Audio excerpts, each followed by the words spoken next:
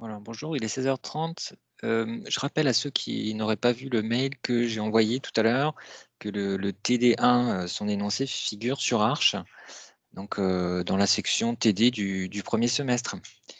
Voilà.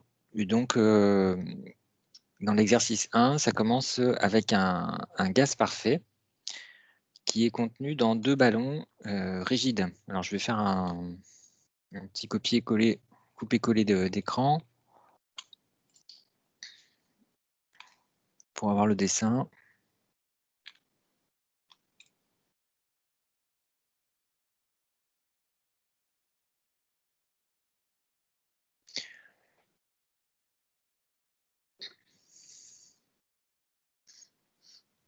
Voilà, donc je disais, en cours, 9 fois sur 10, quand on fait des exercices, là, au premier semestre en tout cas, il s'agit de gaz parfait quand il s'agit d'un gaz et donc c'est une des équations en thermodynamique, vous aurez pour l'instant, il n'y en a pas beaucoup, mais vous aurez pas mal de formules et donc une des difficultés, c'est de reconnaître dans le sujet, à quel moment il faut se servir de telle ou telle formule.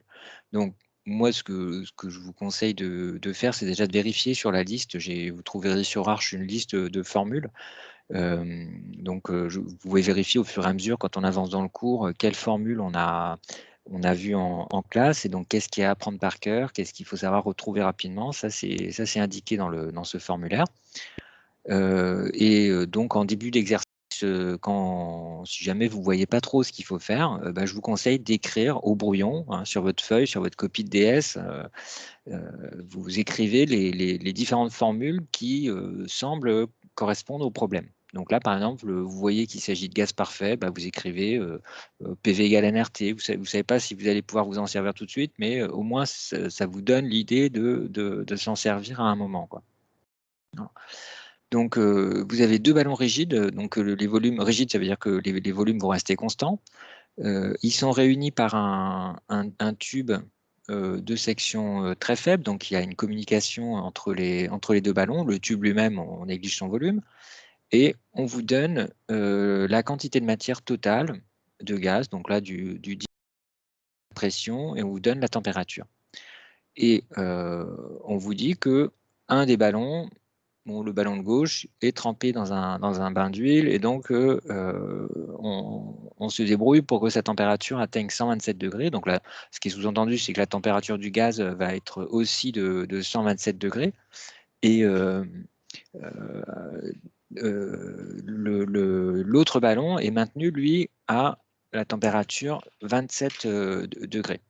Voilà. Alors attention, ce sont des degrés Celsius, donc je vous rappelle que quand on applique PV égale nRT, il faut par contre convertir en Kelvin. Et on vous rappelle, parce que vous n'avez pas à connaître par cœur, on vous rappelle la constante des gaz parfaits. Voilà. Et on dit le d'hydrogène se comporte comme un gaz parfait. Voilà. Sauf mention explicite du contraire, en fait, tous les gaz qu'on va considérer, on va considérer qu'ils se comportent grosso modo comme des gaz parfaits. Et c'est effectivement ce que font les ingénieurs. Ils ne vont pas s'embêter tout de suite à utiliser des équations compliquées comme l'équation de Van der Waals quand ils veulent avoir des ordres de grandeur. Ils supposent que le gaz se comporte comme un gaz parfait, puis après, quand on a les ordres de grandeur, on essaye d'affiner, on prend un ordinateur et puis on va rentrer des équations d'état plus compliquées pour voir ce qui se passe. Voilà. Bon et alors, donc il faut calculer le nombre de moles de d'hydrogène, à l'équilibre dans chaque ballon et la pression finale. Voilà.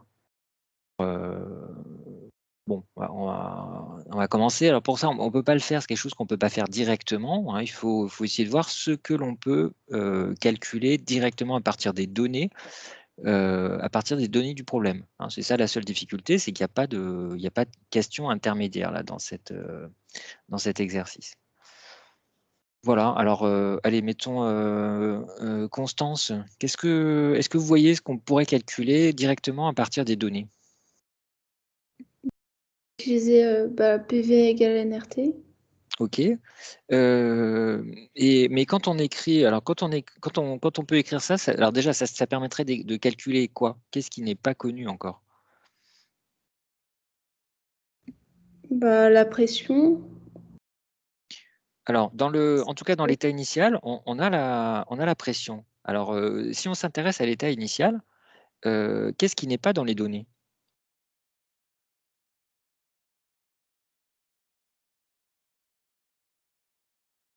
La pression, on voit, c'est 0,5 bar. Est-ce qu'on connaît la température dans l'état initial?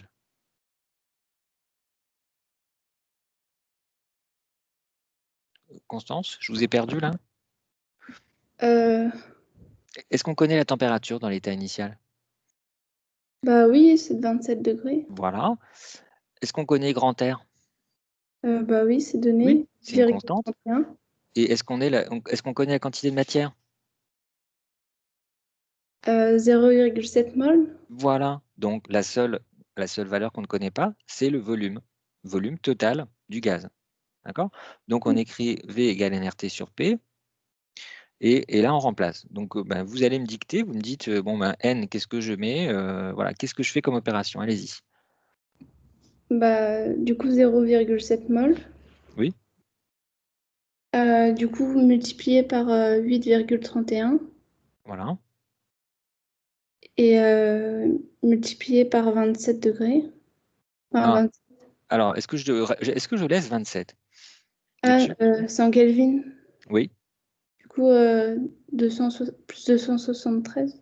voilà, plus 273. Alors, le 273, il sera rappelé dans un énoncé. Ici, je ne l'ai pas fait, c'est un exercice de TD, mais bon, c'est pas mal de connaître quand même 273, mais voilà, ça sera rappelé. OK, et la pression, je mets? 0,5 Eh ben non, non plus, je ne mets pas 0,5 parce qu'il faut que la pression soit en en pascal. Et donc, pascal. 0,5 bar en pascal, ça fait, C'est fois 10 puissance 5. voilà, fois 10 puissance 5 pascal. Bon, voilà, alors je vous donne le résultat, ça fait, quand on pense à la calculatrice, ça fait 3,5 fois 10 puissance moins 2. Et dernière question pour Constance, quelle est l'unité quand je trouve ça? Euh, c'est en, en, en litres. Non, c'est pas en En, litres, en c'est en mètres mètres cubes. Et cubes. pourquoi? Parce que dans cette formule, c'est une formule de physique, PV égale nRT, et donc a priori, toutes les grandeurs ont été écrites en unité SI. La constante grand R, il y a marqué 8,31 entre parenthèses SI, ça veut dire unité du système international. Ça ne vaut 8,31 que si toutes les autres grandeurs sont en unité du système international. Les volumes sont basés sur les longueurs, et les longueurs, leur unité de base, c'est le mètre dans le système international. Donc, c'est forcément des mètres cubes. Hein. Donc ça, ce qu'on vient de calculer, c'est dans l'état initial, on a utilisé les grandeurs de l'état initial. Ce volume V, c'est bien sûr le volume total. Hein. Euh, voilà, alors j'écris avec V égale V1 plus V2. Et bon, il se trouve que les deux ballons, on vous dit qu'ils ont ils ont le même volume, donc c'est 2 fois V1. Voilà. Alors, bon, petit mini-exercice de conversion, Camille. Combien ça fait 3,5 10 moins 2 mètres cubes en litres? 35 litres. Voilà, ça fait 35 litres. Très bien. Hein, donc, il faut le savoir. J'espère que vous le savez tous déjà. 1 mètre cube, ça fait 1000 litres. Ça fait 1000 décimètres cubes. Je fais quand même la conversion parce que c'est vrai qu'au début de l'année, ces petits trucs élémentaires, quand on ne fait pas tellement au lycée, ben, on n'a pas pu les réviser. Donc, je vous rappelle comment on écrit ça. 1 mètre cube, c'est un cube de côté 1 mètre. C'est 1 mètre au cube. Qu'est-ce que c'est que 1 mètre? C'est par définition, c'est 10 décimètres. Donc, c'est 10 décimètres que je mets au cube. C'est-à-dire que ça fait 10 au cube, décimètre cube. Et 1 décimètre cube, par définition, c'est la même chose que 1 litre. Donc ça fait 10 puissance 3 litres. Donc il y a les deux à savoir faire. Vous devez savoir faire la conversion aussi vite que moi, et vous devez aussi connaître par cœur 1 mètre cube égale 1000 décimètres cubes, ou égale 1000 litres, puisque c'est la même chose. 1 litre, c'est par définition 1 décimètre cube. Okay. Est-ce qu'il y a des questions déjà sur ce calcul du volume total des deux ballons? Non? Bon, alors 35 litres, évidemment, ça veut dire que puisque chaque ballon a le même volume, qui est le volume moitié, ça fait 17,5 litres par ballon. Et ça ne changera pas, puisqu'on a dit que les deux ballons sont rigides. Okay. Voilà. Alors, Axel, mettons, qu'est-ce qu'on peut dire dans l'état final, comme dans l'état initial d'ailleurs, entre les 2 ballons, quelle est la grandeur entre la température, la quantité de matière, le volume, et cetera? Alors le volume, c'est vrai qu'on a vu déjà que le volume, il est le même à gauche et à droite. Qu'est-ce qu'il y a d'autre comme grandeur, comme variable d'état qui reste toujours la même entre les 2 ballons? La quantité de matière? Alors non, il se trouve que vous allez voir que la quantité de matière, elle va pas rester la même à gauche et à droite. En gros, regardez, essayez de faire un petit peu à l'intuition, pour corriger. Je chauffe le ballon de gauche. Qu'est-ce qui va se passer dans le ballon de gauche? Sans faire de calcul. La Qu'est-ce pression, elle va augmenter. Ah ouais, on pourrait dire que la pression va augmenter, mais ça veut dire que comme les 2 ballons sont reliés par un tuyau, qu'est-ce qui va arriver aux molécules d'air qui sont du Bah, ils côté vont gauche? passer dans le deuxième, Voilà, celui de droit. c'est ça. Donc alors j'ai dit les molécules d'air, erreur, c'est les molécules d'hydrogène, mais ça change rien. Puisque la pression aurait tendance à augmenter du côté gauche, et ben, les molécules, elles vont être poussées du côté droit. D'accord? Donc il va y avoir moins de molécules du côté gauche.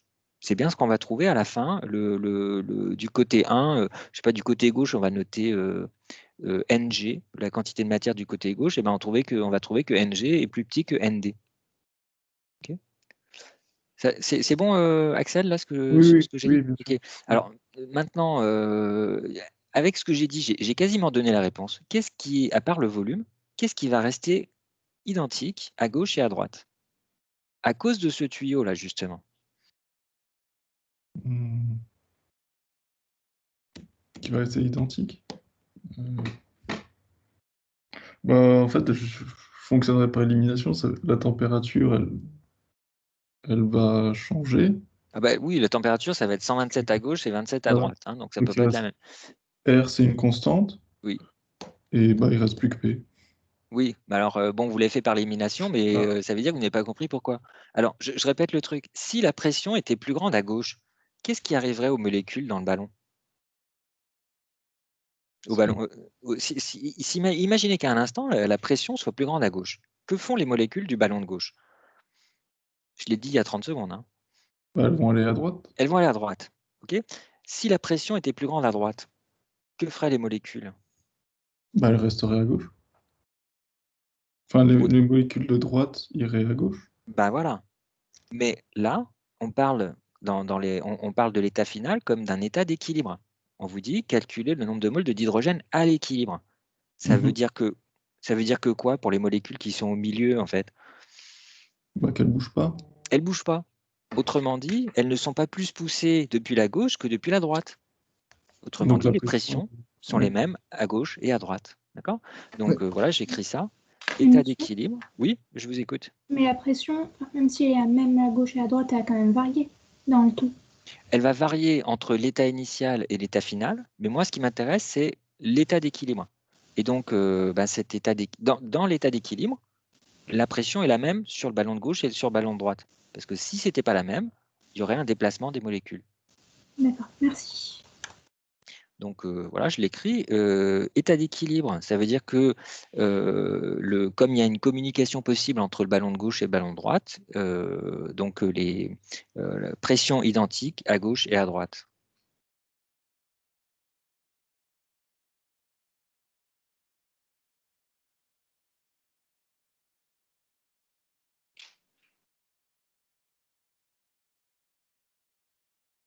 Voilà.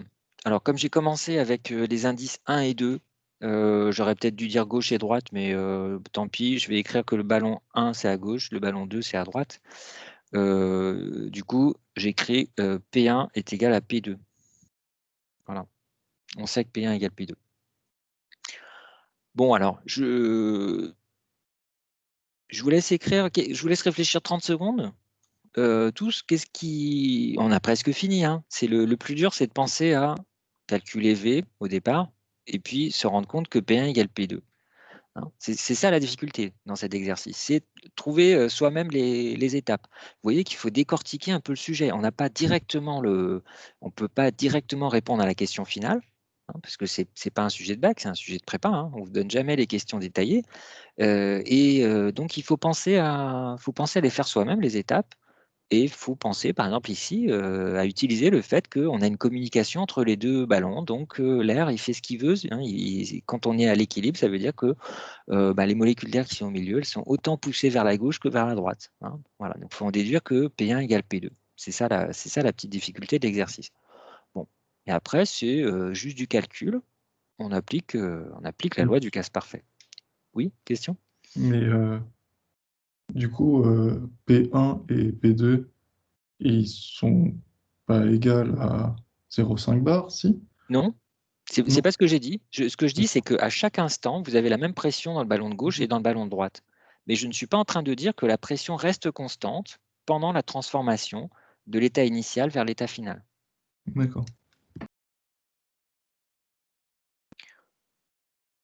Alors, je vais demander à Élise Barrosi. Qu'est-ce qu'on peut faire? Qu'est-ce qu'on peut calculer dans l'état d'équilibre? Maintenant qu'on sait que P1 égale P2, qu'est-ce qu'on pourrait écrire? Alors, j'ai dit P1 égale P2, mais on ne connaît pas encore. Hein, on ne connaît pas la pression. Mais qu'est-ce qu'on pourrait quand même écrire? On modifie la loi du gaz parfait. Alors, on la modifie, c'est-à-dire? On l'exprime en fonction de P. On dit que c'est N1 RT sur V1 Ok, d'accord, on peut égale faire ça. N2 RT sur V2. Et bien voilà, très bien. Okay, c'est la bonne idée. Égale N2 RT sur V2. Alors, RT2 sur V2. Ok. Alors on peut évidemment simplifier par les R. Et puis, qu'est-ce qu'on peut dire qu'est-ce qu'on a dit de V1 et V2? Ils sont égaux. Ils sont égaux. Hein, donc, on peut simplifier, sachant que V1 égale V2 et sachant que grand R, c'est le même grand R à gauche et à droite. J'ai donc N1 T1 est égal à N2 T2. Voilà. Et puis, il faut se rappeler, donc, allez, dernière question pour vous, qu'est-ce qu'on peut dire de N1 plus N2? Je ne suis pas sûr de comprendre la question. Est-ce qu'on connaît la valeur de N1 plus N2? N1, c'est la quantité de matière qui est à gauche, dans le ballon de gauche, et N2, la quantité de matière à droite. Ah oui, donc c'est la même. C'est la même que? C'est la même que quoi? N1 est égal à N2? Oui, voilà. Ah non, non, Non. c'est ce que m'avait dit Axel tout à l'heure, et j'ai expliqué que comme on chauffe le ballon de gauche, a priori, la pression augmente dans le ballon de gauche, mais les molécules, si elles sont soumises à une pression plus grande du côté gauche, elles vont se balader vers la droite, elles vont partir vers la droite. Donc N1 n'est pas égal à N2. Par contre, qu'est-ce N1 que je plus peux... N2 égale 0,7 bar. 0,7 mol. 0,7 mol. Ouais, voilà. Un N1 mol. plus N2 égale 0,7 mol. Pourquoi? Parce que l'ensemble est fermé. Hein. Ce sont des ballons, ils peuvent communiquer entre eux, mais il n'y a pas de... Il n'y a pas marqué qu'il y a un trou ou qu'il n'y a pas de communication entre les ballons et l'extérieur. Hein. Donc, c'est la conservation de la quantité de matière. Et donc, je peux écrire en plus N1 plus N2 est égal à N. C'est-à-dire égal, N, on l'a déjà calculé, c'est 0,7 mol. Est-ce que c'est OK pour tout le monde ou est-ce que quelqu'un a une question là-dessus? Oui. Oui. Pour l'état d'équilibre, j'ai encore un peu de mal. C'est l'état où tous les atomes, tous les particules, disons, toutes les particules dans le système sont. Je vous écoute, oui. Je dirais pas qu'ils bougent pas, mais j'ai pas exactement compris pourquoi on appelle ça équilibre. On appelle ça état d'équilibre parce que toutes les variables d'état ont une valeur constante. La pression est constante. Elle est pas, la pression est constante, hein, elle est pas la même qu'au début, mais dans l'état d'équilibre, dans l'état final, il y a une certaine valeur de la pression. Il y a une certaine valeur de la température. En tout point du système, en tout point du ballon de gauche, il y a une certaine température. En tout point du ballon de droite, il y a une certaine température. Ces températures ne changent pas, elles sont maintenues. Pareil pour la pression, pareil pour la quantité de matière. Voilà. Quand plus rien ne bouge, on dit qu'on est à l'équilibre. C'est l'état d'équilibre final. Ah ok, moi j'avais compris de manière physique, c'était moins... Eh ben, ouais. C'est de la physique. Hein. Qu'est-ce que vous appelez de manière physique? En fait, quand je vous disais plus rien ne bouge, je pensais que vous parliez des particules. Alors, les particules, en fait, vous savez que comme il y a une certaine température, il y a forcément une certaine agitation microscopique. Mais si vous voulez, il n'y a pas de déplacement macroscopique. C'est-à-dire que quand on va augmenter la température du ballon de gauche, le ballon 1, eh ben, il y a effectivement, comme je l'ai expliqué, il va y avoir un courant de particules, de molécules d'hydrogène qui vont partir de la gauche vers la droite. Bon. Mais justement, à l'état d'équilibre, bah, ce courant, il s'annule. Il ne reste plus qu'une agitation microscopique désordonnée. Ok, merci. Bon, alors, oui, allez-y. J'ai pas compris comment on a trouvé N. N, c'est le même qu'au début, puisqu'il n'y a pas de fuite. Hein, et donc, on vous dit dans l'énoncé que c'est N égale 0,7 mol. Mais ok. Mais du coup, on a répondu à la question déjà? Non, parce que la question, c'est combien y a-t-il de molécules ou de quantité de matière dans chaque ballon? Là, on sait juste que la somme des deux, ça fait 0,7 mol. Ok. Oui, d'accord, ok. Merci. Alors, justement, là, regardez tous, parce qu'il ne faut pas que j'aille trop vite, il faut que vous ayez le temps de vous poser les questions, au moins de vous demander comment vous feriez. Regardez les deux équations que j'ai écrites. Demandez-vous, là, les deux dernières, hein, celles que j'ai mis une sorte d'accolade devant, hein, ce que j'entoure en rouge, là, voilà, ça. Vous regardez ça. Demandez-vous ce qui est connu, ce qui est inconnu. On doit faire Et un système en remplaçant T1 et T2. ben voilà, c'est un système de deux équations à deux inconnus. Donc, je vous laisse 30 secondes. Il ne faut pas que je le fasse avant vous. Je vous laisse 30 secondes ou une minute pour résoudre ce système. Allez-y.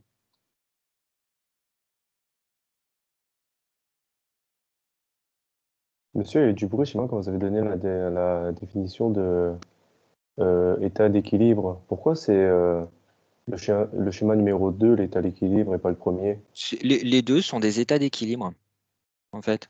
Mais c'est juste qu'entre ces deux situations, on a augmenté la température du ballon de gauche. Donc, pendant la transformation de l'état d'équilibre de gauche à l'état d'équilibre de droite, il y a au moins une variable d'état, la température, qui varie dans le temps. Voilà. Donc, un état d'équilibre, c'est quoi? C'est un état dans lequel toutes les variables d'état sont constantes. Quand vous regardez le schéma de Ah, droite, vous avez dans le ballon de gauche, vous avez une température constante, 127 degrés. Dans le ballon de droite, 27 degrés, c'est constant aussi. Les pressions sont constantes aussi. Les quantités de matière dans chaque ballon sont constantes. Voilà, ça, c'est caractérisé un état d'équilibre. et là, ici, la question, elle demande de calculer le nombre de molécules, le nombre de moles à l'équilibre. Oui. Pourquoi est-ce qu'on dit que, enfin, pourquoi est-ce qu'on se dit que c'est l'état après le chauffage qui est à l'équilibre? Enfin, pourquoi on prend pas l'autre? Oui, d'accord. Alors, d'accord. J'aurais dû dire dans l'état d'équilibre final. Hein. Ok. Ok. Après, maintenant, si je vous pose la question, si je vous retourne la question, dans l'état initial, à votre avis, il y a combien de moles dans chaque ballon? 0,35. Voilà. Voilà, Ok. c'est ça.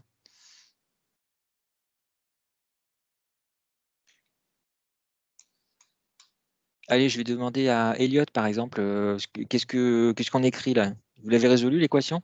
Enfin, le système d'équations? On a N1 plus N2 est égal à 0,7 mol. Oui, ça j'ai déjà écrit, bon. Mais attendez, je vois pas exactement ce qu'on doit faire là. On doit calculer N1 et N2. Eh bien, on remplace T1 et T2 par leur valeur. Ok, mais alors, bon, ça c'est vous voulez passer directement au calcul numérique. Moi, j'aimerais bien faire du calcul littéral jusqu'au bout. Alors, je vous guide un petit peu. D'après la première ligne, N2 s'écrit comment en fonction de N1? N1, N2 est égal à 0,7 mol moins Non, non, mais N1. là vous commencez à faire du calcul numérique. Moi, je voudrais faire du calcul littéral jusqu'au bout. Donc, Ok. N2, c'est N1 fois quoi? Regardez juste la N2, première ligne. N1, N1T1 égale N2T2. Donc, ça fait N2 égale. N2 égale N1 fois T1 sur T2. Voilà, N1 fois T1 sur T2. Je remplace ça dans la deuxième équation. Ça me donne N1 plus N1 fois T1 sur T2 est égal à la quantité initiale grand N. Bon, donc j'en déduis que N1, c'est quoi par rapport à N? C'est N moins N1 sur T1 sur T2. Oui, mais en fait, moi, je voudrais exprimer Donc, c'est N1 quoi en fonction de N, T1 et T2. Bon, ça fait N divisé par 1 plus T1 sur T2. Non, alors, on y va par étapes. Si on factorise l'équation précédente, on factorise par N1, ça fait N1 facteur de 1 plus T1 sur T2. voilà, égale N. Donc, N1 égale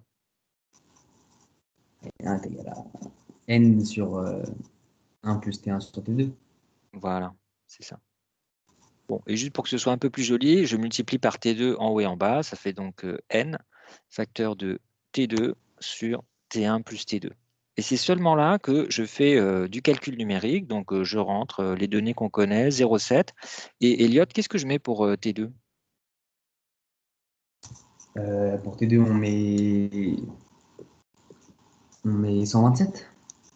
Alors non, parce que déjà le 2, c'est le ballon de droite, et lui, il est à 27 degrés. Est-ce que je mets 27? Non, on le met en Kelvin. Voilà, donc 27 plus 273, hein, il faut y penser là. Et puis, bien sûr, je fais pareil pour l'autre. Hein. Donc, on a pour le premier, pour T1, ça fait 127 plus 273. Et puis pour l'autre, on a 27 plus 273. Voilà. Bon, alors quand on fait le calcul, on trouve 0,4. 0,4. C'est pas pour c'est pas plutôt pour Ah ouais, N2, c'est N2, pardon. 0,3. 0,3 mol et 0,4 pour N2.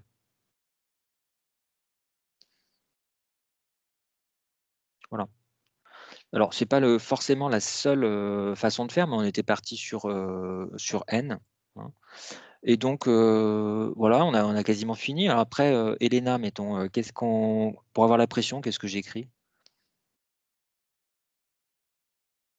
Du coup, on reprend la première expression du début. Oui, Donc P égale nRT sur V. d'accord. Mais alors maintenant, donc, on prend quelle température? Parce qu'il y a deux ballons.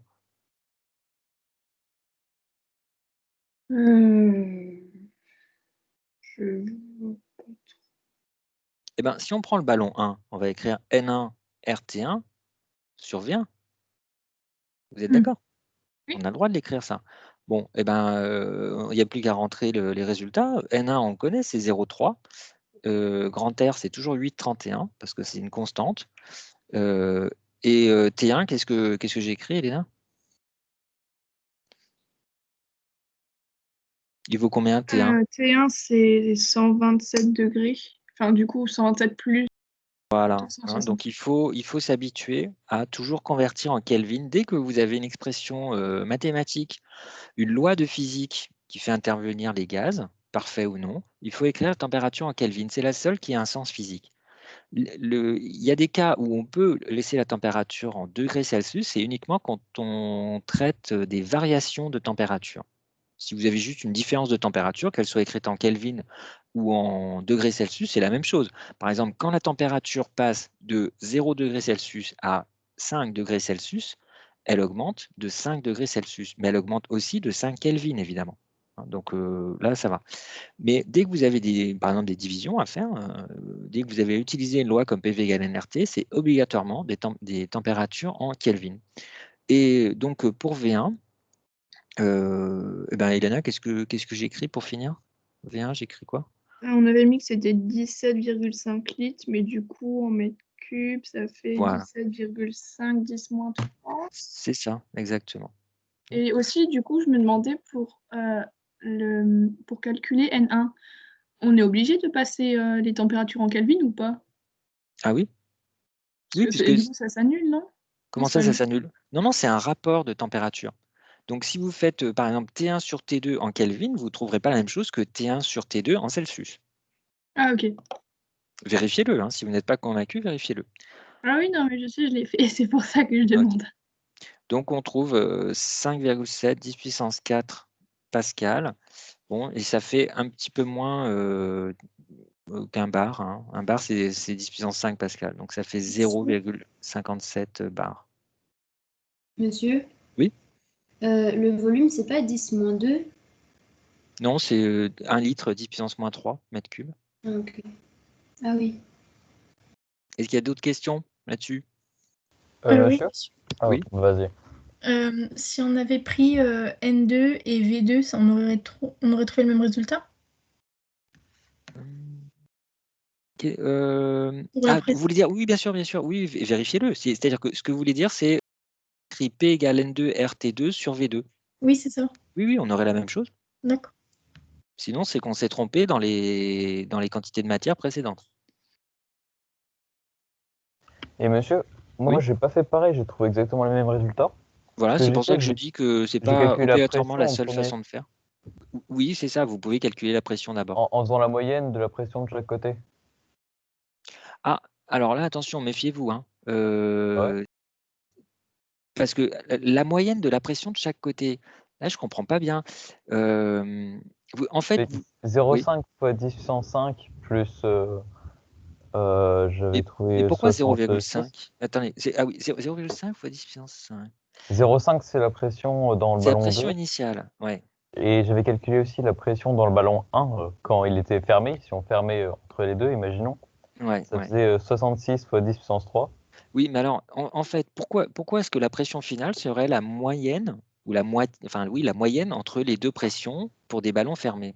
C'est parce que c'est à l'équilibre. Du coup, une fois qu'on ouvre, ça s'équilibre et ça fait la moyenne. Ouais, en fait, est-ce que ça serait vrai si le volume des ballons était différent? Ouais, mais là, ils sont égaux. Du coup, là, ils sont la égaux. moitié.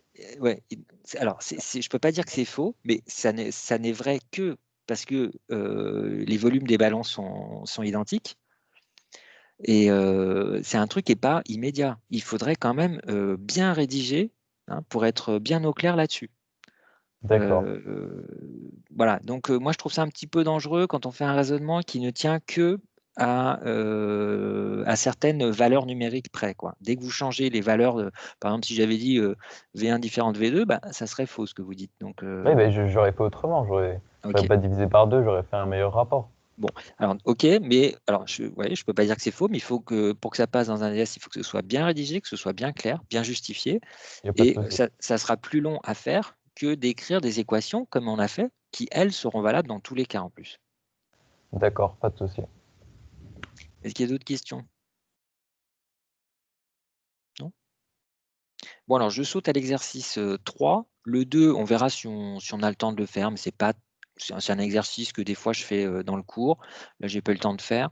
Et dans le 2, alors il y a un truc, souvent vous savez plus ce que c'est en début d'année, la loi de Bernoulli, et on s'en sert dans l'exercice 2. Alors je vais provisoirement, comme c'est juste un petit peu mathématique, je préfère sauter au 3, il est un peu plus physique. Donc on passe à cette effusion par un trou. Et je vais copier-coller un dessin. Mais monsieur? Oui? Et dans l'exercice 1, il fallait calculer le nombre de moles, pas la pression, non? Alors attendez, je vais regarder l'énoncé. Calculer le nombre de moles et la pression finale. Les deux. Ok. Mais c'est N1 et N2 le nombre final de moles? On a calculé le nombre total. Oui, c'est l'équilibre. Okay, la quantité de matière totale, c'est bien sûr 0,7 comme au début, puisqu'il n'y a pas de fuite. Et on a calculé la répartition de cette quantité de matière entre les deux ballons. Donc c'est bon. Okay.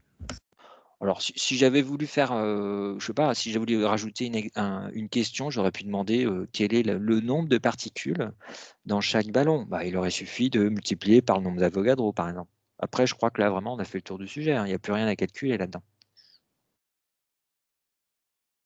OK. Alors, il n'y a plus rien à calculer. Si, on va voir, par exemple, que, mais ça, vous ne pouvez pas le faire tout de suite, on pourrait calculer la quantité de chaleur qu'on a apportée au ballon de gauche. On pourrait calculer la quantité de chaleur qui a été transférée du ballon de gauche au ballon de droite. Voilà, mais bon, ça, on verra plus tard. Alors, je crois qu'il y avait une question. Oui, c'est moi. Oui. Mais du coup, le nombre de moles d'hydrogène qu'il nous demandait, en fait, il était déjà dans l'énoncé? Bah, le nombre de moles total. Et la question, c'est combien il y en a dans l'état final, dans le ballon de gauche et dans le ballon de droite, séparément. Ah, ok. Oui, d'accord. Ok, merci. Donc, on revient à l'exercice 3. Alors, Monsieur, oui, allez-y. est-ce qu'on va y revenir dans l'exercice 2 plus tard? Alors, si on a le temps, si on a le D'accord. temps, je le trouve moins important. Il est un petit peu plus mathématique Que physique. que physique. Bon, enfin, si, il est important aussi en physique, mais je sais d'expérience que c'est pour certains d'entre vous, ça ne dit plus rien du tout, la loi de Bernoulli. En plus, comme vous avez peut-être fait ça pendant le confinement de cette année, certains n'ont peut-être même pas vu. Bon, on va voir tout à l'heure. Et de toute façon, au pire, si on n'a pas le temps de le faire maintenant, je vous enverrai la correction pour ceux qui l'auraient cherché. Donc, je reviens au 3. Donc, je vais faire un copier-coller d'un petit schéma, là encore, parce que ça ressemble à ce que j'ai fait dans le cours. C'est une démonstration qui n'est pas toute simple dans le cours. C'est le calcul, ça ressemble au calcul de la pression cinétique. Voilà. Donc, j'ai représenté ici quelques molécules contenues dans un récipient. Et j'ai représenté sur la droite un trou dans la paroi. Donc, c'est un trou d'air. Comment c'est noté? Je crois que c'est noté S, sûrement. Oui, petit s. Voilà. Donc, on considère qu'on a ici un tout petit trou d'air petit s. Voilà. Et on compte les particules qui sortent du trou par unité de temps ou sur une durée d'été. Hein, voilà l'objectif. Et donc, on veut savoir comment, finalement, à quelle vitesse va diminuer la quantité de particules qui restent dans le récipient. Bon. Et alors, on fait comme hypothèse, comme en cours, que les particules ne se déplacent que soit vers le haut, soit vers le bas, soit vers la gauche ou la droite. Voilà.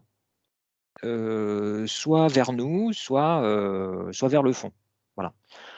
Ça simplifie le calcul et il se trouve que le résultat final est inchangé par rapport à un calcul plus précis.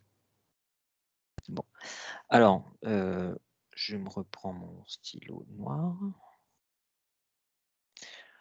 Alors, on demande déjà de rappeler l'expression de la vitesse Vx des particules qui se déplacent selon x en fonction de la température.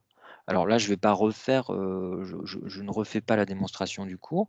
Vous trouverez tous dans le cours l'expression suivante. Je vous avais dit que la température était directement proportionnelle à l'énergie cinétique des particules.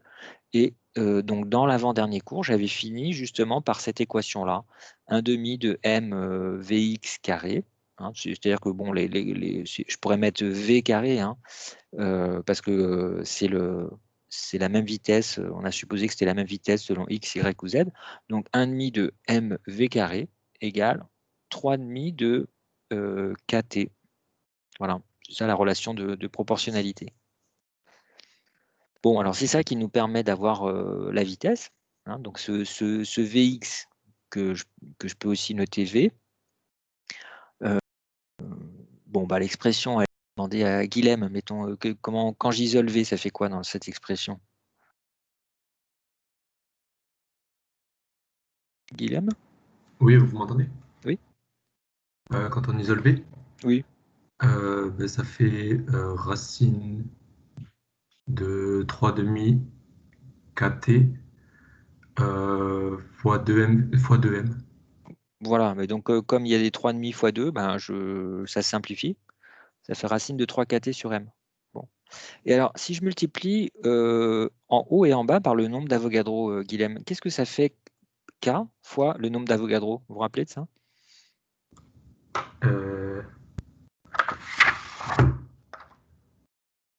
Non, ça doit faire... Eh ben, je vous le rappelle, par définition, ça fait grand R. Ah, d'accord.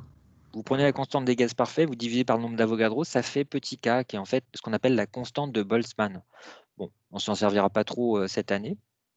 Mais voilà, je multiplie par, le nombre d'Avogadro en haut, ça fait 3 RT. Et toujours Guilhem, quand je multiplie la masse petit m d'une particule par le nombre d'Avogadro, ça s'appelle comment en chimie? La masse molaire. Voilà, ça s'appelle la masse molaire. Donc voilà, je l'écris grand M. Et du coup, il n'y a plus qu'à rentrer les données. Donc ça fait 3 fois 8,31 fois la température, bien sûr, exprimée en Kelvin. Donc on est à 273 Kelvin. Et divisé par la masse molaire. Alors, est-ce qu'elle est donnée? Je ne sais plus. Tiens. J'ai pas mis la masse molaire? Hélium. Bon alors, Guilhem, quelle est la masse molaire de l'hélium? Vous savez, vous? Pas du tout. Alors, l'hélium, si je vous dis que c'est... Vous l'avez donné à la Ah, fin, 4. c'est donné à la fin, d'accord. Ok. Sinon, j'aurais fait un peu de chimie, je vous aurais dit l'hélium, c'est le deuxième élément chimique, 2 protons. Il y a 2 neutrons aussi, donc masse molaire, 4 grammes par mol. Alors, si on vous dit 4 grammes par mol, Guilhem, qu'est-ce que ça fait quoi pour la masse? Qu'est-ce que j'écris dans la formule?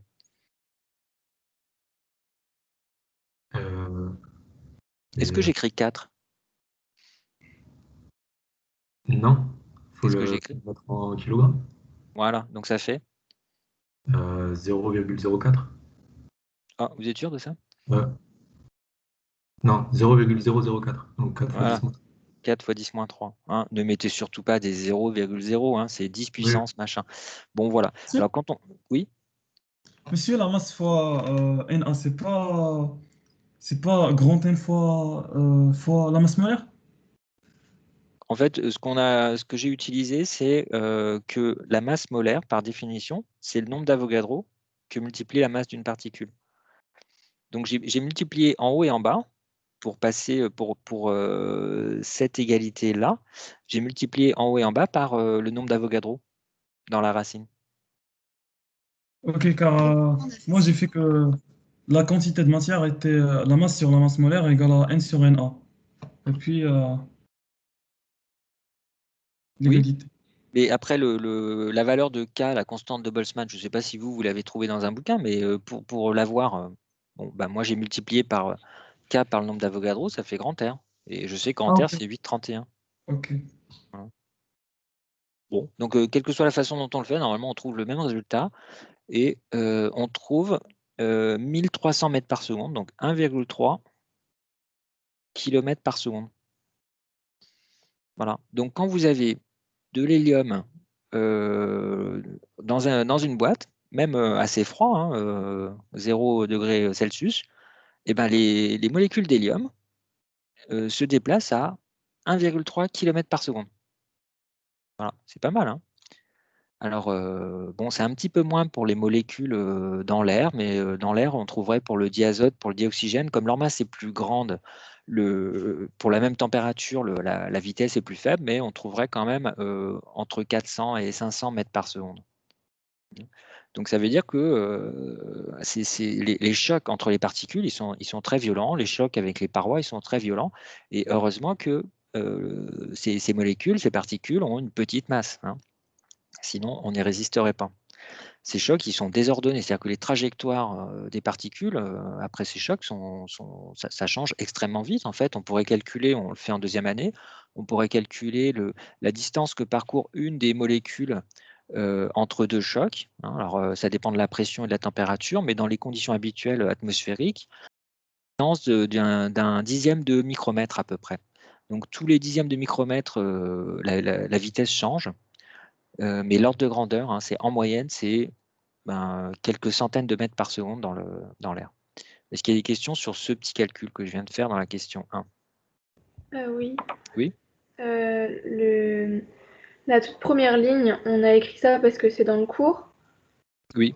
C'est quelque chose, faut pas le démontrer ni rien. Alors, il faudrait savoir le démontrer si je vous donne quelques questions intermédiaires, mais ça a été démontré dans le cours. Voilà. Okay. Je ne vais pas vous demander de but en blanc de retrouver cette formule, mais si je vous dis, bon, calculer la pression qui s'exerce, machin, comparé à PV égale nRT, voilà, vous retrouveriez ce truc-là. Ok. Bon, alors on passe à la question 2. On va calculer le nombre d'atomes qui sortent ou le nombre d'atomes qui restent dans ce récipient. Donc, pour savoir combien d'atomes restent, je vais plutôt calculer le nombre d'atomes qui sortent. Ça revient au même. Alors, c'est la question petit 2. Alors pour ça, je vais faire comme dans le cours, et vous voyez que j'ai commencé sur le schéma, j'ai commencé à entourer quelques molécules. Ce sont les molécules qui vont sortir pendant une certaine durée que je compte, pendant une durée d'été. Alors, je ne sais pas, mettons Joséphine, est-ce que vous pourriez me dire, bon, si j'attends une durée d'été, et si les molécules ne peuvent se diriger que selon les directions que j'ai indiquées sur le schéma, je compte des particules qui vont sortir par le trou pendant la durée d'été. Alors, où sont ces particules qui vont sortir pendant la durée d'été? Sur le schéma, je les ai représentées dans un cylindre. Quelle est la longueur de ce cylindre que j'ai représenté ici? Je vais la noter ici. Cette longueur-là, c'est quoi si j'attends une durée d'été? C'est VDT. Voilà, c'est VDT. On pourrait dire VX dt, mais bon, c'est la même chose dans toutes les directions. Les particules qui ont une chance de sortir du cylindre, pardon, du récipient, ce sont, enfin, les molécules, pardon, qui ont une chance de sortir du récipient pendant la durée d'été, ce sont des molécules qui sont forcément dans ce cylindre. Pourquoi? Parce que si je prends une molécule comme celle qui est en bas, même si elle se dirige vers la droite, ben, elle va rebondir sur la paroi. Bien sûr, c'est pareil pour celles qui sont en haut, elles vont rebondir sur la paroi. Donc déjà, il faut être à la bonne hauteur, il faut être à la hauteur du trou. Et puis, bon, il ne faut pas être trop loin. Si je prends une molécule comme celle que j'ai représentée à gauche, là, bon, bah, mettons, même si elle est en train de se diriger vers la droite, cette molécule, eh bien, si j'attends juste une durée VDT, elle ne sera pas sortie du trou au bout de la durée DT. Voilà.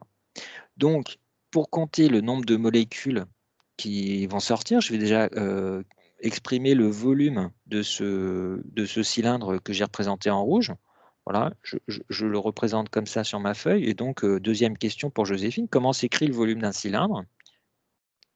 C'est VDT fois S. Voilà, c'est base fois hauteur. Volume, je vais écrire grand V comme ça, égale VDT fois S. Bon, et alors, dans ce récipient, on a une certaine densité volumique de particules que je vais noter n bar comme dans le cours, densité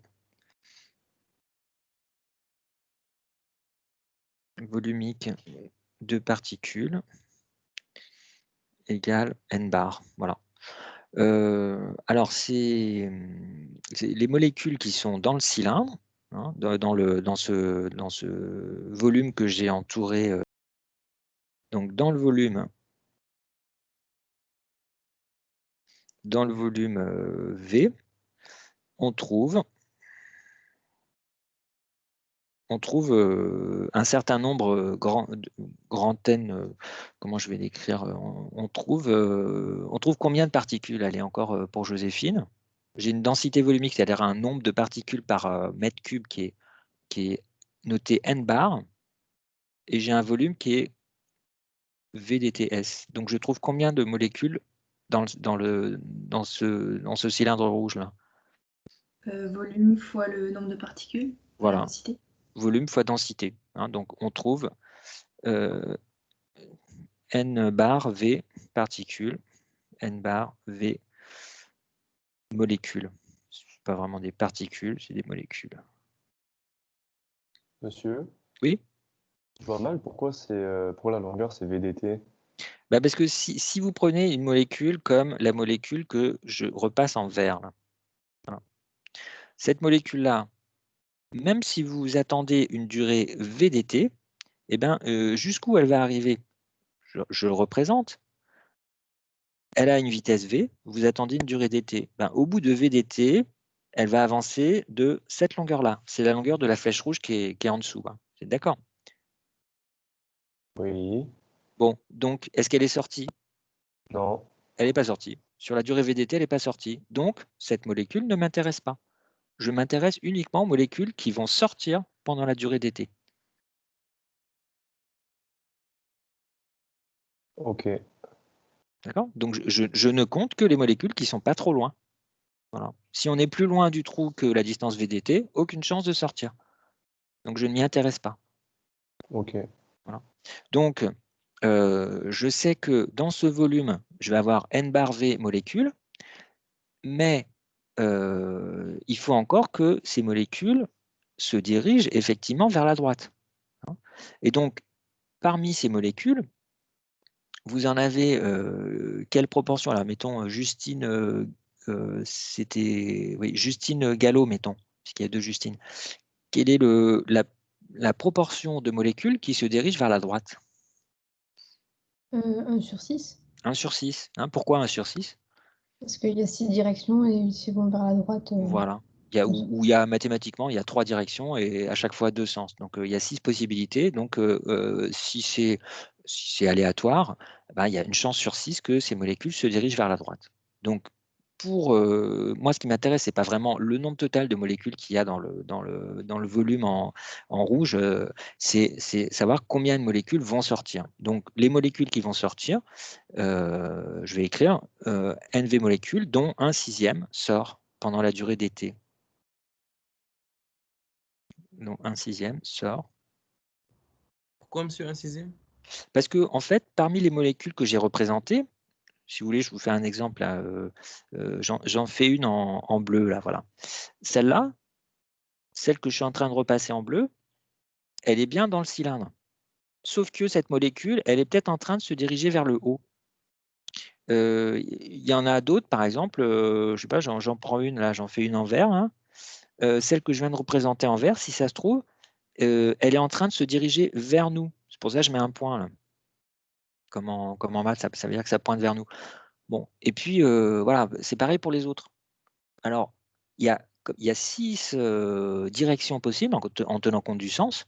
Et moi, ce qui m'intéresse parmi les 6, c'est seulement celles qui se dirigent à l'horizontale vers la droite.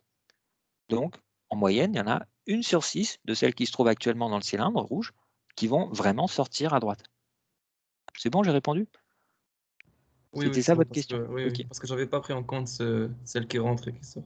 Voilà. Donc, il y en a 1/6 qui sort pendant la durée d'été. Alors, évidemment, ce qui sort, c'est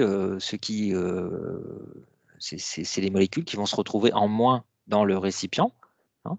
Et donc, la variation du nombre, hein, dn, ça va être la variation. Pourquoi on met un d? Parce que c'est une petite quantité. Hein. dt, c'est une petite variation de temps, c'est une petite durée. Et donc, dn, c'est une petite variation du nombre de particules dans le récipient.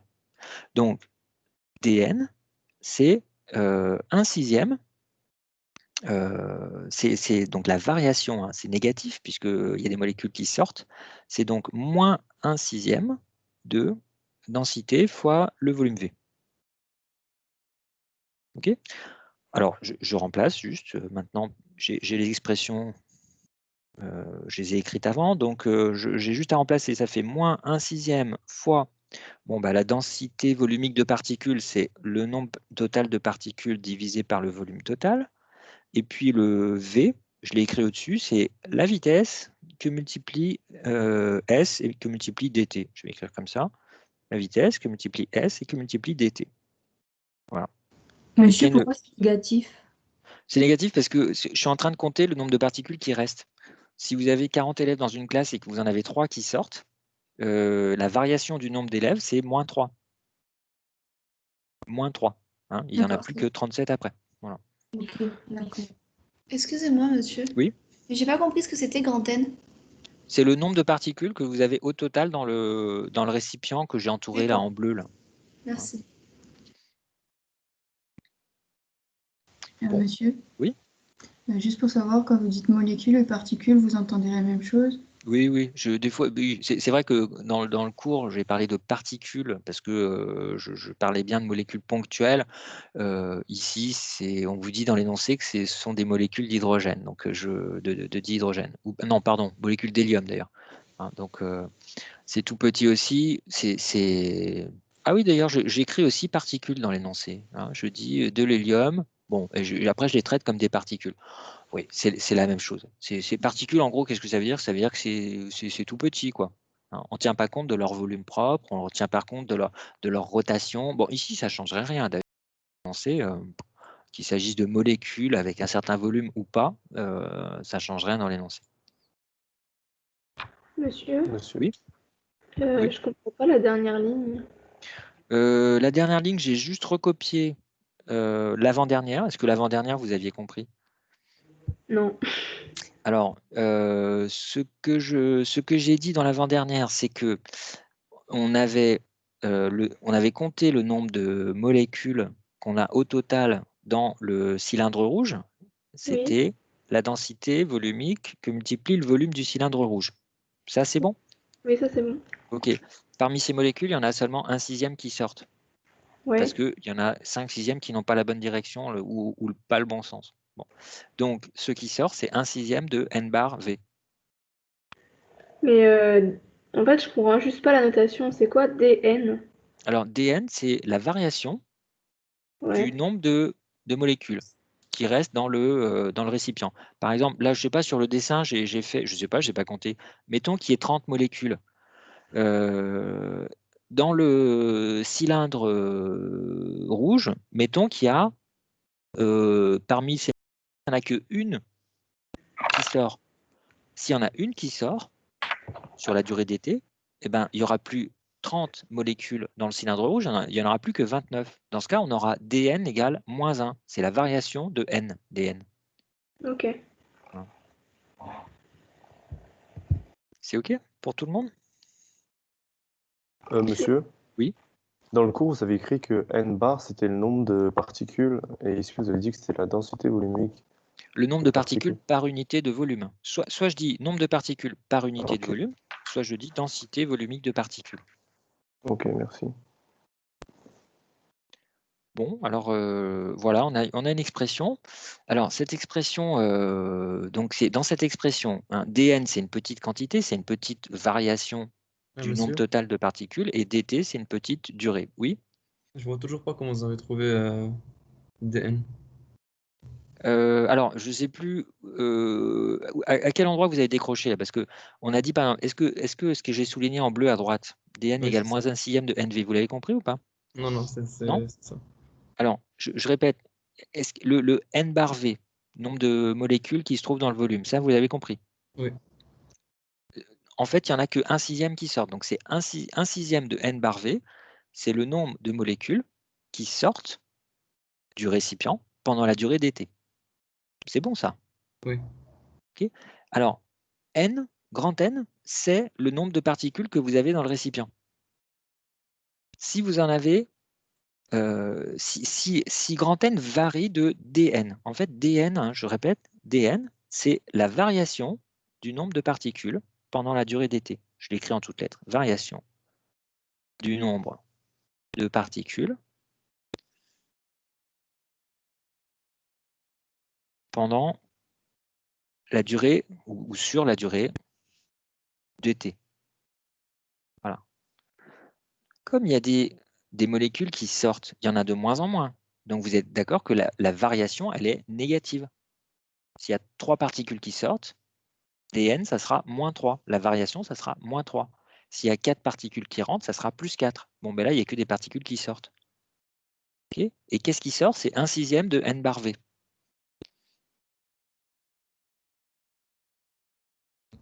Oui. Okay. Donc le nombre de particules, c'est grand N. La variation de grand N, c'est dn. C'est bon? Et comment vous êtes passé à la dernière? J'ai juste remplacé n bar, c'est grand N sur V. Hein. N bar, c'est la densité de particules, donc c'est le nombre total de particules divisé par le volume total. Et ensuite, j'ai remplacé le volume V par V dt fois S qu'on a écrit tout à l'heure. C'est le volume d'un cylindre. Ok, d'accord, merci. Donc monsieur, le grand V, c'est pas le même que le premier, le volume V dt fois S. Ah oui, alors il y a deux. Vous voyez, j'ai fait une différence entre le V comme ça c'est le volume du. Je vais le faire en rouge si vous voulez. C'est le volume du cylindre rouge. Ok. Voilà. Et l'autre, c'est le volume total, c'est ça? Et voilà, le grand V, c'est le volume total. Bon, je suis désolé, il y a 3 V en fait dans ce truc, mais j'y peux rien. C'est V comme vitesse, il y a V comme volume total et il y a V comme volume du cylindre rouge. Bon, je suis obligé d'utiliser des V, quoi. Voilà. Bon, alors avec ça, oui, Ça veut dire que s'il y avait des molécules qui rentreraient, ben des Oui. N, c'est positif? oui, c'est ça. D'accord. S'il y a des molécules qui rentrent, N augmente. Bon, bah là, N diminue. Ok, merci. Voilà. Alors, cette égalité, je vais la réécrire simplement en divisant par dt, voilà, comme avec des fractions. Hein. Donc, je divise à gauche et à droite par dt. Ça me fait dn sur dt égale, bon, bah, évidemment, je recopie, moins 1/6 de... alors, je vais mettre V et S d'abord, grand V en bas, et je vais mettre N à la fin. Voilà. C'est bon pour tout le monde, j'ai juste par dt à gauche et à droite. C'est OK? Alors, maintenant, c'est là qu'arrive la petite subtilité mathématique que je rappelle dans l'énoncé. Je rappelle ce que c'est en fait, une dérivée. Hein. Par définition, la dérivée, c'est ce que vous avez sous les yeux dans l'énoncé, c'est la limite d'un rapport, c'est le rapport de la variation de la fonction sur la variation de la variable. Donc, en fait, c'est une notation que vous avez quand même probablement déjà vue en physique. Quand on a une fonction f de la variable x, comme c'est toujours le cas en maths, eh bien, la dérivée de la fonction f, elle est notée en physique df sur dx. Alors, en physique, c'est souvent la variable, d'ailleurs, c'est souvent le temps. Par exemple, vous avez écrit, qu'est-ce que vous avez écrit en terminale? Vous avez écrit v ou l'accélération, par exemple, le vecteur accélération, vous avez écrit que c'était dv sur dt. Bon, mais qu'est-ce que ça veut dire et pourquoi est-ce qu'on écrit dv? Eh ben, dv, c'est une variation de vitesse, une variation ou une différence entre deux vitesses. Hein. Donc, c'est la limite quand dt tend vers 0, ou la limite quand delta t tend vers 0 plutôt, c'est ça la notation habituelle, la limite quand delta t tend vers 0 de la variation de la vitesse sur la variation de temps. Voilà, c'est une définition. Bon, eh ben, là, c'est la même chose. En fait, le dn sur dt, hein, c'est de même ici. En fait, dn sur dt, si c'est des quantités toutes petites, on dirait infinitésimales en mathématiques, en fait, pour faire un calcul le plus rigoureux possible, je considère que la durée dt, elle tend vers 0. C'est-à-dire que je vais compter le nombre de particules qui sortent du récipient pendant une durée infime, précisément infinitésimale, une durée qui tend vers 0. Pour faire comme en physique, quand on fait la différence entre la vitesse moyenne et la vitesse instantanée. Donc là, c'est une vitesse de sortie instantanée. Donc précisément, dn sur dt, c'est la limite quand la durée delta t tend vers 0 du rapport delta n sur delta t. Voilà. Donc tout ça pour vous dire que ce rapport dn sur dt que je viens d'exprimer, ce n'est rien d'autre que la dérivée de la fonction n, qui représente le nombre de particules qui restent dans le volume, dans le cylindre. C'est la dérivée de n par rapport à t. N, grand N, c'est une fonction du temps, puisque ça ne fait que diminuer. Donc, si c'est une fonction du temps, j'ai le droit de la dériver. Et la dérivée, par définition, c'est la limite du taux de variation de cette quantité grand N. Okay. Donc, tout ça, c'est pour vous dire que le dn sur dt qui est là, j'ai le droit de dire que c'est la même chose, par définition, que la dérivée de n par rapport au temps. N étant une fonction du temps. Ça va, ça? Donc, on tombe sur une équation différentielle, en fait.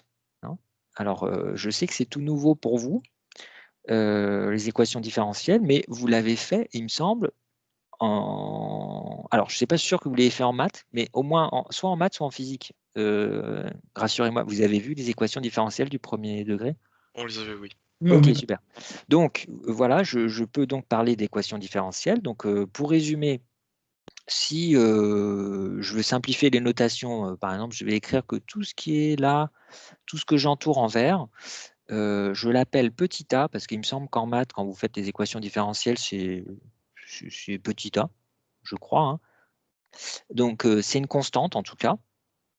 Ce que j'ai entouré en vert, c'est une constante, parce que la vitesse des particules, c'est constant, l'air du trou, c'est constant, le volume total du récipient, c'est constant. Ça, il n'y a pas de problème. Donc, je tombe sur l'équation différentielle. Je l'écris explicitement. C'est une équation différentielle. Et donc, cette équation, elle s'écrit tout simplement n' de t, la dérivée du nombre de particules que j'ai à l'instant t. Donc, la dérivée de n par rapport à t est égale à moins la constante a que multiplier le nombre de particules à l'instant t. Voilà, c'est une équation différentielle. Et puis j'ai une condition initiale, évidemment, il faut que je précise combien j'ai de particules à l'instant 0. Et donc dans l'énoncé, on ne dit pas tout de suite, mais on l'appelle n0. Donc n à l'instant 0, c'est noté, avant qu'on donne une valeur numérique, c'est noté n0.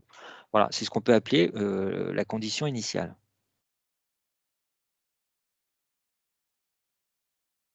Voilà. Alors, c'est peut-être très frais pour vous, mais on va voir, je ne sais pas, allez, Kylian, est-ce que vous pourriez me dire est-ce que ça vous parle? Est-ce que vous avez, vous pouvez me dire comme ça, quelle est la solution de cette équation différentielle? Oui, bah on va voir. Ouais, donc on va voir nt égale à une constante. Oui, vous On l'appelez va appeler comment? A, Ouais. grand A plutôt. Oui. Exponentielle de t fois petit a. Donc petit a fois t? Oui. Alors, c'est pas tout à fait ça. Pour vous en rendre compte, quand vous dérivez, Ah oui, non, ok. Non, c'est moins a t. voilà, c'est moins at. Exactement. Et si je fais t égale à 0 dans cette expression, qu'est-ce que je trouve? On trouve que grand A égale à n0. Voilà, puisque l'exponentielle de 0, ça fait 1. Donc, c'est grand A. Et donc, de ces deux équations, je déduis que la solution, c'est n de t égale n0 exponentielle moins at, avec le a qui est défini, c'est parce que j'ai entouré en vert. Ok. Est-ce qu'il y a des questions là-dessus?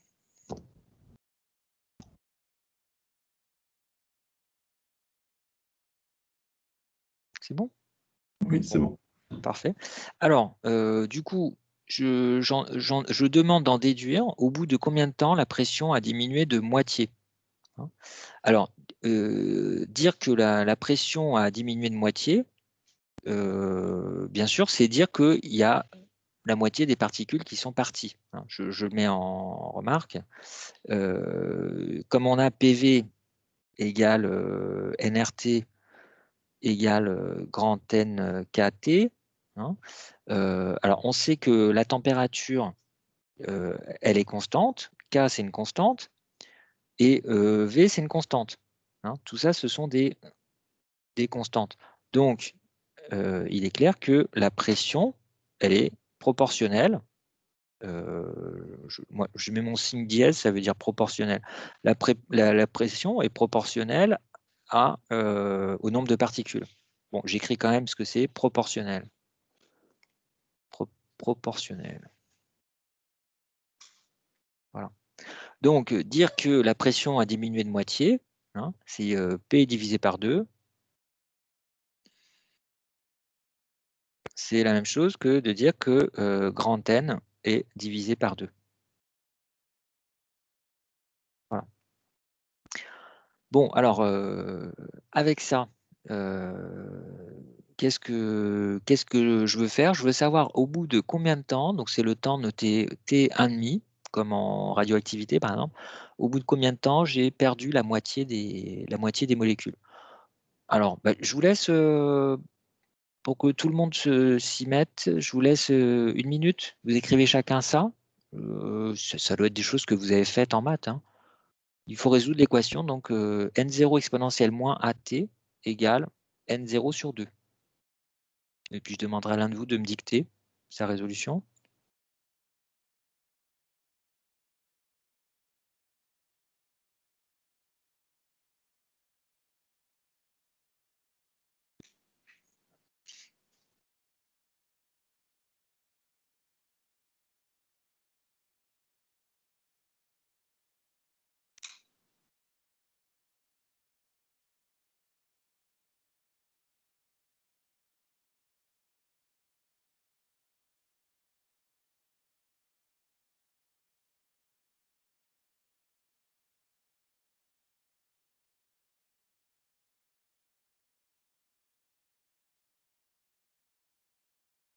Monsieur, Oui.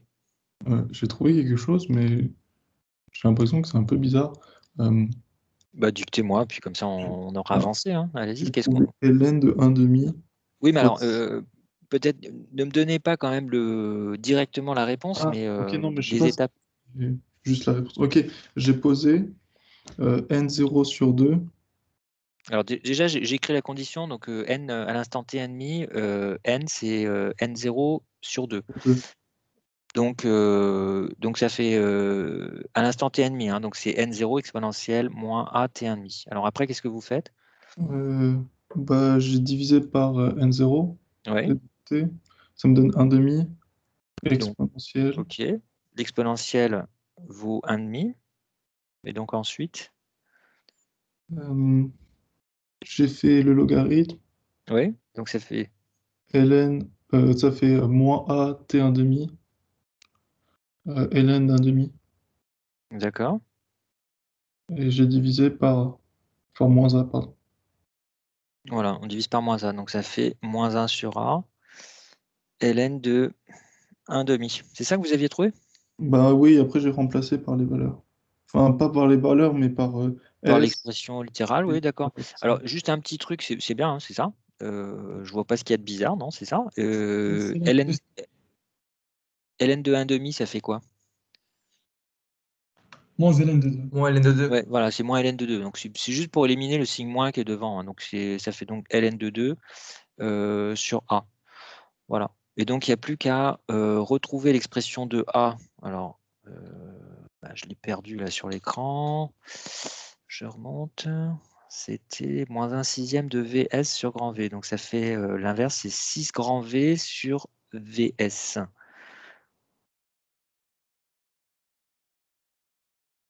Voilà, fois ln de 2. D'accord? Voilà, c'est l'expression de T1,5. Est-ce qu'il y a des questions sur ce calcul-là? Monsieur. Oui. Enfin, c'est pas sur cette question-là, mais c'est un peu sur l'ensemble de l'exercice. Mais en fait, à chaque fois je comprends pas bien l'idée de la variation. Enfin, je sais que c'est du coup c'est ce qui sort. J'ai compris ce que c'était dn, mais quand je le vois en exercice, j'arrive pas à voir que c'est enfin la variation. Comment on... Alors, en fait, je pense que ce qui vous gêne, c'est la notation dn. Si j'avais appelé delta n, peut-être que... Bah, en fait, là, du coup, je l'aurais vu tout de suite. Mais Ouais. En fait, j'aurais peut-être dû, si vous voulez, je fais une autre variante, je l'écris en vert. J'aurais pu écrire delta grand n, c'est-à-dire variation du nombre de particules égale moins 1 sixième de densité fois volume, égale d'ailleurs moins 1 sixième de tout ce que j'ai écrit là, grand N sur V, petit v, S, fois delta T, une variation finie. J'aurai ensuite divisé à gauche et à droite par delta T, donc je l'écris ici, hop, pour abréger. Ça, c'est delta N. Je divise à gauche et à droite par delta T, donc ça fait delta N sur delta T égale ça. Et ensuite, j'aurais dit, oui, mais moi, ce qui m'intéresse, puisque N varie en permanence, hein, N, c'est une variable continue, en fait.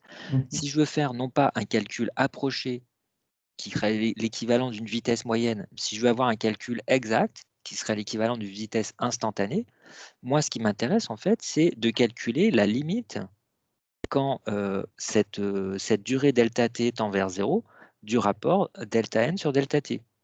Voilà. Et donc, Pourquoi c'est delta n de t? parce que n, grand N, ne dépend que du temps. D'accord. C'est pour une durée delta t. Delta n est défini pour une durée delta t. C'est quelle est la variation du nombre de particules sur la durée delta t. D'accord. Voilà. Et donc, voilà, et là, j'aurais dit, je vous rappelle que ça, c'est la définition de la dérivée, et donc, j'ai le droit de le noter dn sur dt. Ok. C'est ce qu'on appelle la notation différentielle. Alors, je sais que le problème de tout ça, c'est que vous n'avez pas fait les différentiels encore en mathématiques, mais si vous voulez, c'est l'occasion pour moi de vous le signaler, parce que vous pouvez toujours commencer à regarder ça. Vous regarderez sur Arch, tiens, je vais le noter là en dessous, dans l'exercice, parce qu'il vaut mieux prendre un petit peu d'avance. J'ai fait un polycopié, donc voir sur Arch dans le chapitre calcul, parce que je crois que vous êtes, j'ai dû vous inscrire, il faut que je vérifie. Oui, vous l'avez, d'accord. Donc voir sur Arch, il y a donc le cours qui est noté calcul 1A. Et dans ce cours, vous avez un fichier, vous n'avez pas 36 fichiers d'ailleurs, celui qui est tout en bas, c'est un fichier PDF qui s'appelle calcul différentiel. Voilà.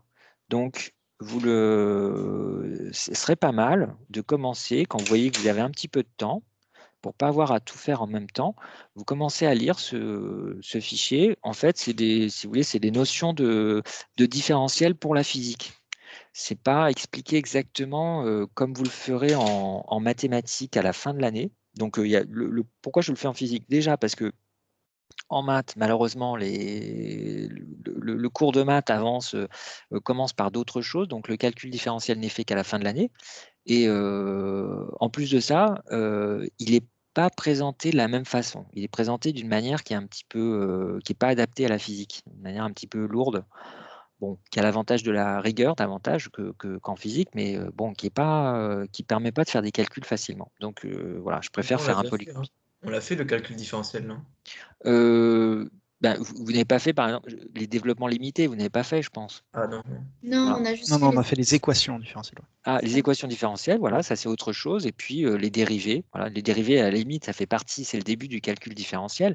Mais bon, il y a des choses, les notations df, dt, etc., ça, vous n'avez pas trop l'habitude. Vous avez juste pris quelques exemples, on vous a donné quelques exemples de notation différentielle en terminale, mais vous ne donnez pas vraiment de sens, pour l'instant, de sens mathématique à ces notations. Et donc, c'est ça l'objectif du polycopier. Alors, bon, j'ai essayé de le faire le plus court possible, mais il y a quand même quelques pages à lire. Donc voilà, si vous voyez que vous avez un petit peu de temps à un moment, commencez à le lire parce que dans quelques cours de thermodynamique, j'en aurai besoin. Et puis ça vous servira peut-être pour aussi, ça vous servira forcément au cours de l'année pour d'autres cours de physique. Bon voilà, alors on en est à l'expression, ça y est, on a obtenu l'expression. Alors sur l'expression que j'ai soulignée, T1,5 égale 6 machin, ln de 2, est-ce qu'il y a une question? Oui. Oui. Je comprends. Alors attends, j'ai peut-être une panne de micro, j'augmente mon volume mais je vous entends à peine, vous. C'est que je comprends pas, en fait. Alors, essayez de me dire à quel moment vous décrochez dans ce calcul. J'ai compris N de T1,5 et Oui. ce qui va derrière, mais à partir du moment où il y a la flèche, je comprends. Ok, alors ce qu'on a fait, c'est qu'au niveau de la flèche, au niveau de la flèche que je refais en rouge là, on a simplifié par N0. C'est bon là jusque-là? Ensuite, on a pris le logarithme. Est-ce que ça va ou pas? Oui. Ok, et ensuite on a divisé par moins A à gauche et à droite. Si, divisé par. On a pris l'égalité, moins A T1,5 égale ln de 1 sur 2, et on a divisé par moins A à gauche et à droite. Ok. Et après, on a dit que ln de 1,5 c'est moins ln de 2. Ok.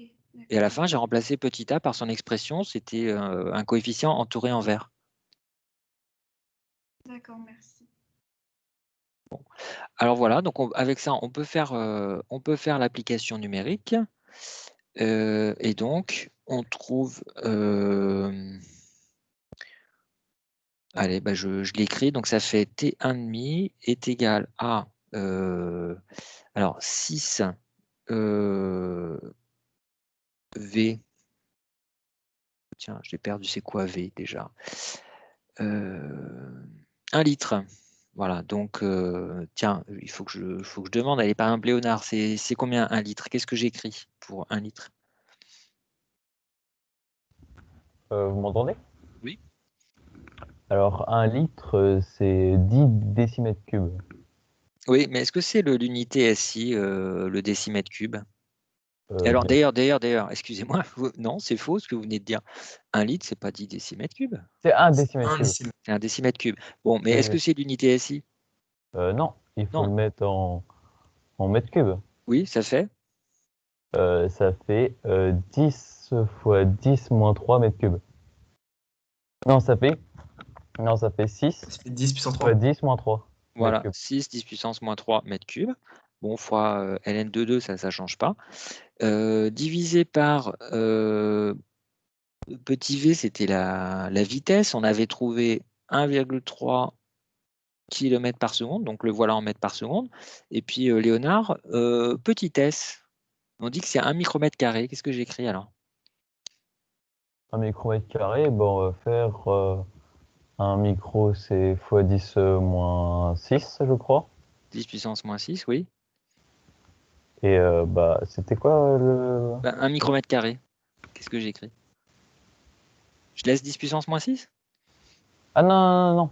Fois 10 puissance moins 6, bah c'est moins 12. Voilà, c'est 10 puissance moins 6 au carré. Hein, c'est 10 puissance moins 6 mètres, le tout au carré. C'est ça un micromètre carré. Voilà. Oui. Donc, quand on fait ça, je vous donne le résultat, ça fait 3,2 fois 10 puissance 6 secondes. Voilà, si j'ai pas fait l'erreur. Si j'ai pas fait d'erreur sur la calculatrice. Et j'ai converti ça en heures et puis même en jours. Ça fait 37 jours. Hein, donc, bon, c'est normal, c'est un tout petit trou, donc c'est normal que ça sorte doucement. Monsieur? Oui. Est-ce qu'on peut généraliser l'expression de T1,5? Généraliser comment? Par exemple, pour une équation différentielle de premier ordre, toujours T1,5 est égal à ln de 2 sur A. Oui, oui, si c'est une équation linéaire, une équation différentielle linéaire à coefficient constant, oui. Okay. Voilà. Et en plus sans second membre. Oui, ok, merci. Bon, ne l'apprenez pas par cœur. Hein. Si moi je connais pas un truc par cœur, c'est que vraiment il n'y a pas besoin de l'apprendre par cœur. Et ça, je le connais pas. Ok. Est-ce qu'il y a des questions finalement sur le. Oui. Juste, j'ai compris ce qu'on a fait juste au tout début, quand on dit n t1,5 est égal à n0 sur 2. J'ai pas trop compris pourquoi c'était n0 qu'on divisait par 2. Parce que la question, c'est au bout de combien de temps on a perdu la moitié du nombre de molécules. En fait, c'est dans l'énoncé. On dit, par définition, on appelle T1,5 le temps au bout duquel on a fait disparaître, on a fait partir la moitié des particules qui étaient là initialement. N0, c'est le nombre de particules qu'il y avait initialement dans le volume total. Ah, initialement, ok. Oui. Parce que du coup, moi, j'avais fait n divisé par 2, tout simplement, mais... Oui, mais le problème, c'est n, comme c'est une fonction du temps, on ne peut Ouais. pas dire... Enfin, il faut faire la distinction entre le nombre initial de particules et le nombre que vous avez à un instant t quelconque. Ok, ouais, merci. Est-ce qu'il y a d'autres questions?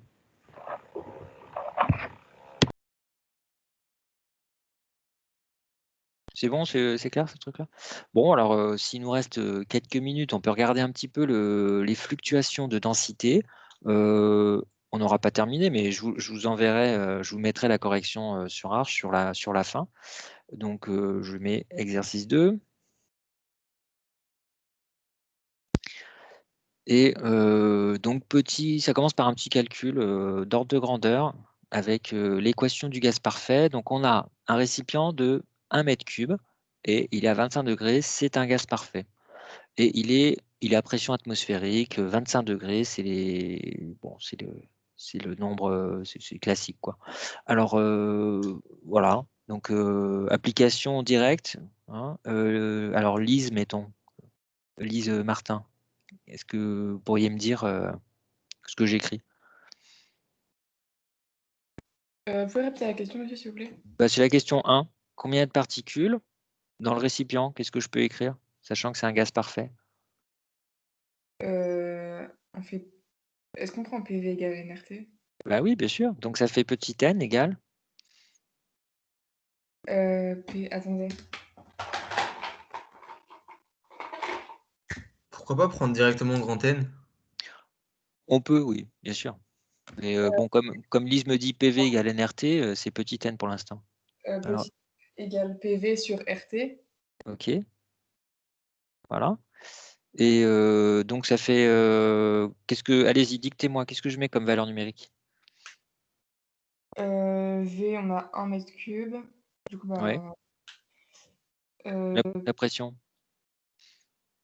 La pression atmosphérique, c'est combien? Ah mince, bah ça, je sais pas, je sais plus.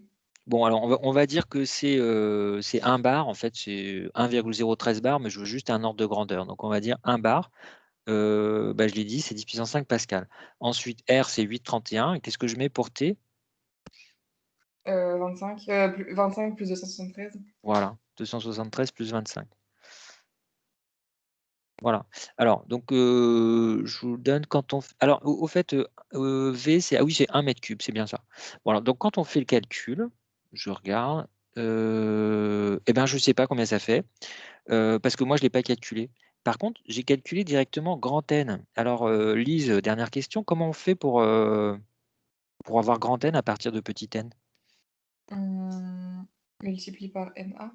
Voilà, c'est bon comme en chimie, hein. Donc c'est grand NA fois n. Et c'est ça que j'ai calculé.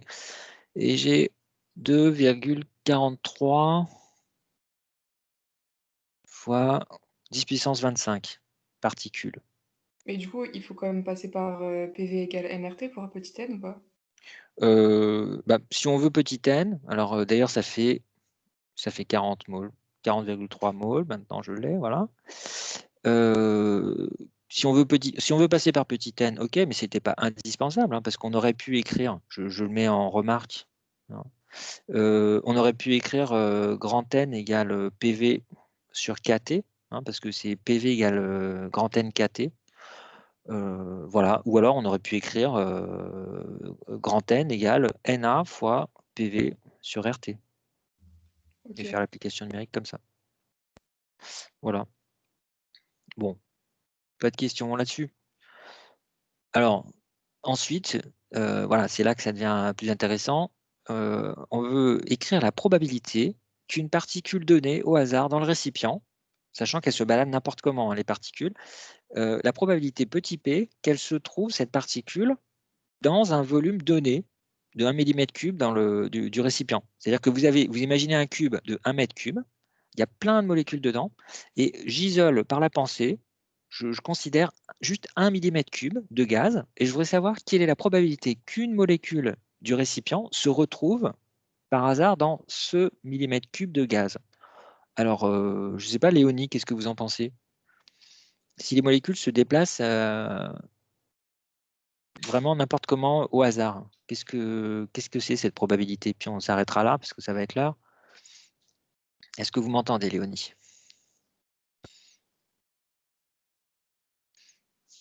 Non? Elle est partie déjà? Alors, Léo, vous m'entendez? On répond à ça, puis après, je vous laisse. je vous entends. Oui. Est-ce que vous avez une idée? On va utiliser un Bernoulli ou je sais pas quoi, non, un truc comme ça. Oui, mais pas tout de suite. Cherchez pas un truc compliqué tout de suite. C'est juste une particule pour l'instant. Imaginez, vous avez un cube. Juste ça, puis après, je vous laisse. Vous avez un cube de 1 mètre de côté. Voilà, c'est le gros cube qui est en rouge ici. Et quelque part dans le cube, par exemple, dans un coin, vous isolez un cube de 1 mm de côté. Un tout petit cube, quoi. Voilà. Je l'ai un petit peu raté, le cube. Voilà. Vous voyez ce que je veux dire? Donc, vous prenez une molécule au hasard parmi toutes celles qui sont dans le gros cube rouge. Quelle est la probabilité qu'elle se retrouve dans le petit cube? Et donc, j'appelle petit v le volume du petit cube. J'appelle grand V le volume du grand cube. Ou alors, qui me dit pour finir? V sur grand V. Petit V sur grand V. Bah voilà, c'est petit v sur grand V, merci. Petit v sur grand V. Donc, il vous reste à calculer combien ça fait. Ça fait une chance infime. Une chance pour 10 puissance 9. C'est pas ça? Attendez, si vous voulez, on l'écrit. Donc, petit v, c'est 1 mm3, donc c'est 10 puissance moins 3 mètres au cube, divisé par 1 mètre cube. Donc, effectivement, ça fait 10 puissance moins 9. Voilà, ça, c'est la probabilité pour qu'une particule donnée, une molécule donnée, se retrouve dans ce volume petit v. Voilà. Alors, je vais vous envoyer la correction. Je vais la mettre plutôt sur Arch, la correction de cette partie sur les fluctuations. Mais réfléchissez-y avant de regarder la correction, sinon, ça n'a pas tellement d'intérêt. Ça vous fait un petit rappel en même temps des probabilités. Que vous allez poursuivre en prépa d'ailleurs en maths. Donc la question c'est, maintenant on se rappelle qu'il n'y a pas qu'une particule, il y a tout un tas de particules dans le récipient. Et donc on essaye de calculer dans la suite le nombre de particules qu'on va trouver en moyenne dans le petit volume V que j'ai représenté en bleu. Et on va calculer même les fluctuations de ce nombre de particules.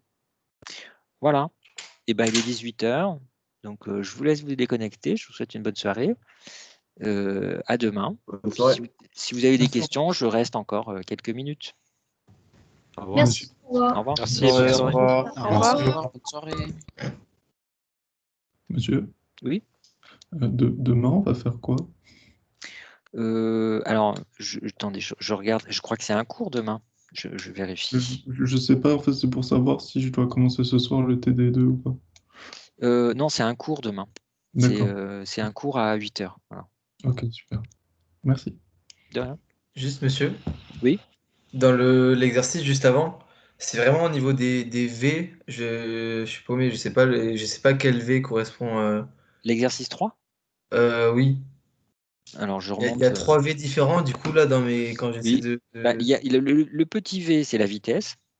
Ok. Ensuite, il y a le V que j'ai fait en italique, là, le V, là, vous voyez, comme ça, là. Oui. J'ai fait un rouge, là. Ça, c'est le volume du cylindre, le volume du cylindre que j'ai représenté en rouge ici. Voilà. Okay. Et le grand V que j'ai écrit en noir, c'est le volume total du récipient. Ok, merci. D'accord, merci. D'autres questions? Oui, monsieur. Oui, allez-y. J'ai pas compris, du coup, dans le même exercice, d'où il venait le 1/6 dans la formule? C'est parce que en fait, dans les molécules que j'ai représentées, par exemple sur le schéma, vous avez des molécules qui vont vers le haut, d'autres vers le bas, vers la gauche, vers la droite, vers vous, vers le fond. Et donc, il y a 6 directions possibles, en fait, 6 sens, 6 directions et sens possibles. Donc, en moyenne, vous n'avez que 1 sur 6 qui se déplace vers la droite. Donc, 1 sur 6 seulement qui va être capable de sortir par le trou. D'accord, merci. De rien. Est-ce qu'il y a autre chose? Oui, est-ce que vous pouvez descendre un tout petit peu le tableau pour que je vois les V, en fait? Merci. Monsieur? Oui?